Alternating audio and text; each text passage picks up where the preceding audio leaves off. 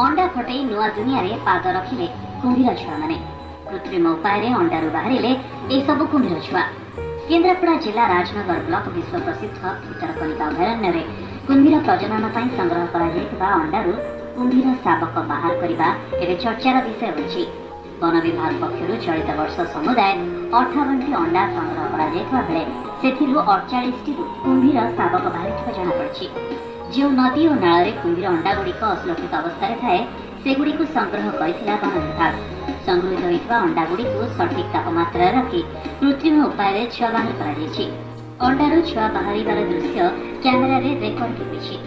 एई छुआ गुड़ी वर्तमान ऑब्जर्वेशन रखा से बड़ हो गले से नदी में छाड़ दिया।